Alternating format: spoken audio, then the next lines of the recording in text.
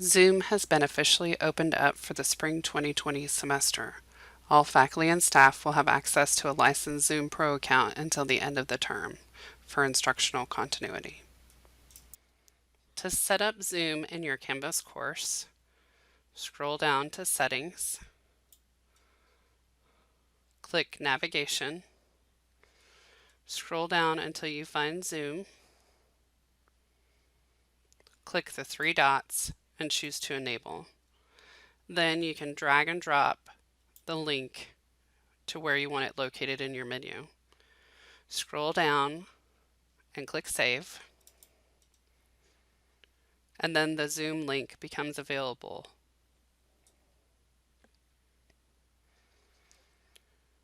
To set up a Zoom space, click the Zoom link, then click Schedule a new meeting. The name of your Canvas course will appear in the topic field. Select the start date and time for your meeting.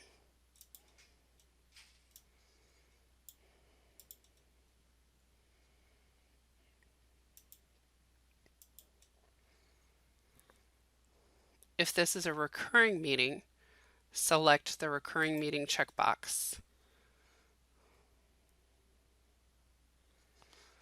Then select whether this is a daily, weekly, monthly recurrence. Select the days of the week that it recurs on, the number of weeks to repeat it, or a specific end date to end it after.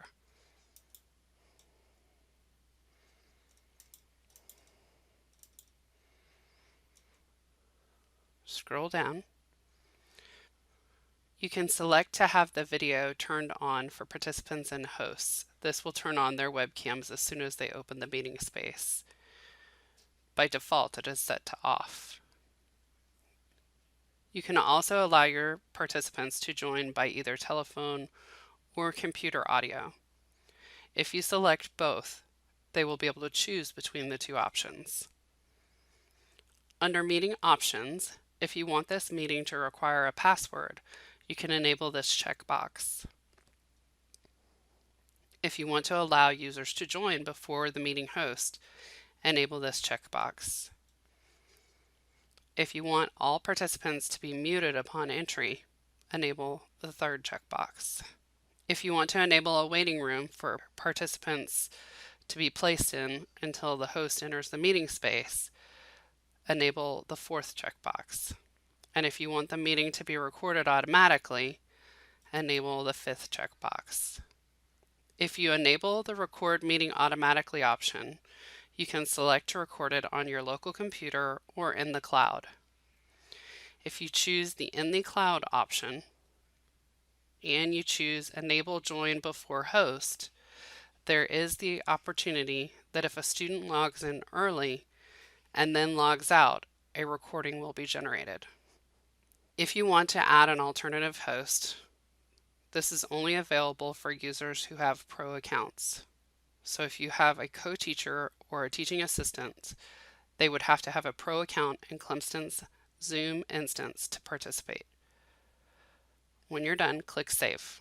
You can now see the meeting properties. You can copy the invitation and send it in an email, or if you click Zoom on the menu, the link will now be available for your students to participate in.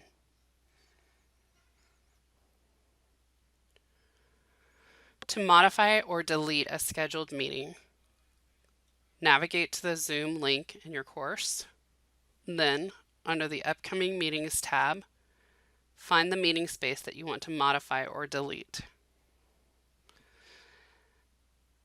If you want to delete the meeting, click the Delete button. You will be given the option to delete just this occurrence or all occurrences of the meeting if this is a reoccurring meeting. To modify a meeting, click the topic link, then scroll down and click Edit this meeting. Unlike WebEx, you are able to modify the entire meeting properties, including recurrence of the meeting. And then you can click Save to save your changes.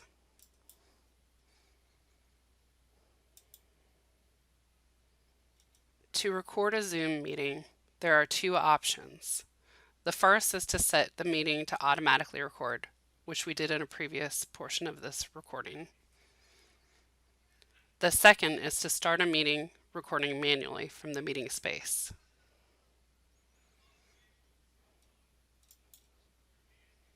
When you click to start the meeting, you will be given the option to join with computer audio. You can also test the speaker and microphone. If you don't want to enable your audio at this time, you can close this window. You will notice that since this meeting is set to automatically record, you have a pause and a stop recording button. If you click stop recording, it will ask if you want to stop recording this. You can click yes. If you want to record manually, you can click record and then choose to record from this computer or to the cloud. We recommend recording to the cloud at this time.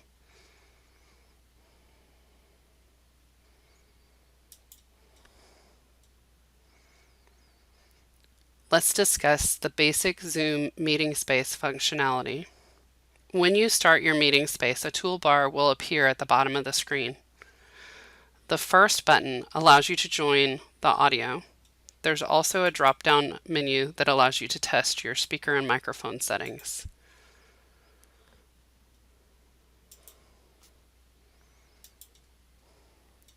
The second button allows you to start your video. It also has a drop-down menu. You can select which camera and your video settings from here.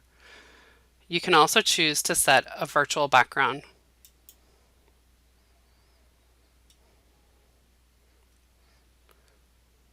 You can choose to browse from images that are provided by Zoom, or you can upload your own image.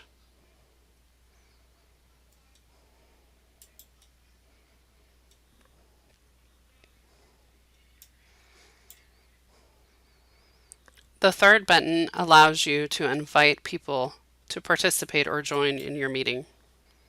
You can choose from contacts within your Zoom, a Zoom room, a room system, which allows you to dial into the meeting space, or you can choose to email the meeting invite.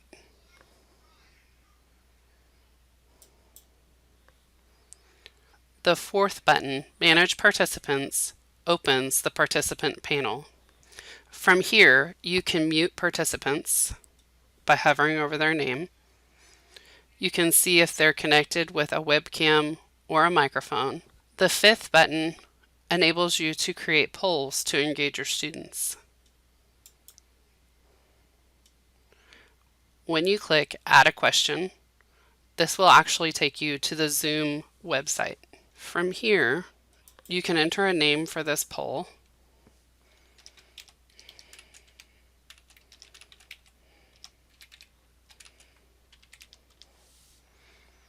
Then you can enter a polling question.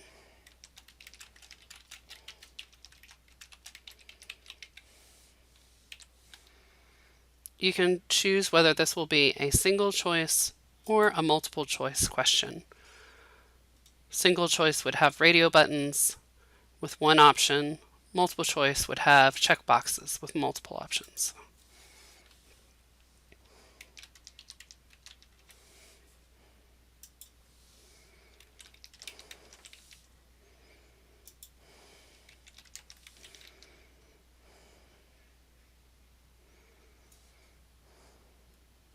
You can then scroll down and add an additional question if you want, or you can click to save your poll.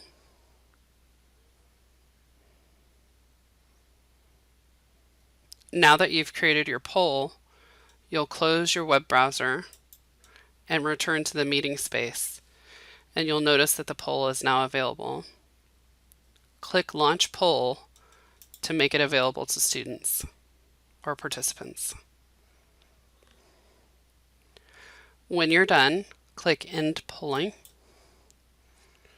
and you can choose to share the results with the participants, or you can choose to close the poll. The sixth button at the bottom of the screen allows you to share. It also has a drop-down menu that allows you to choose whether one participant can share at a time or multiple participants can share simultaneously. There are also advanced sharing options available from here.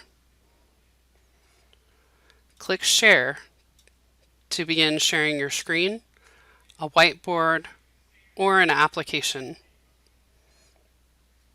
You can also choose to share your iPhone or iPad from here. In order to do this, you will need the Zoom application installed on your iPhone or iPad.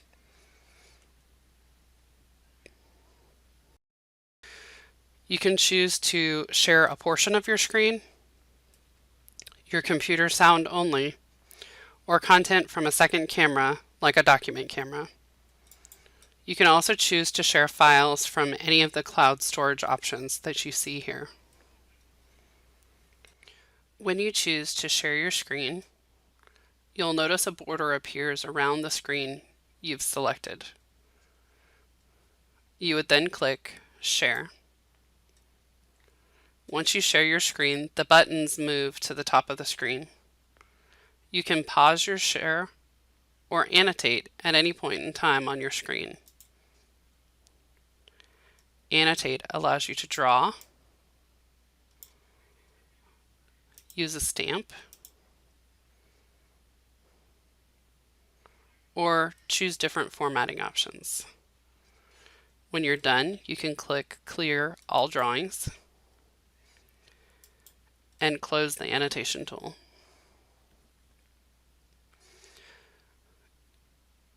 If the bar up here goes away, you can hover over the green bar to bring it back. When you're done, click Stop Share to return to the meeting space. The seventh button in the toolbar is the Chat button. When you click the Chat button, the chat panel will be displayed on the right-hand side. From here, you can choose to send a message to everyone or select a specific person. You can also choose to share files from here. The final button is the More button. This is where you can click to stop or pause a recording. You can also choose to do closed captioning from here. The closed captioning option allows you to assign a participant to type in the closed captioning, or a third-party closed captioning service can be provided an API token to integrate into the meeting space. The final option is to click More and choose Breakout Rooms. From here, you can manually or automatically create breakout rooms and then assign people in the meeting space to the breakout rooms. Once the people in the meeting space are assigned to a breakout room, you can click Open All Rooms to send meeting participants into smaller breakout rooms.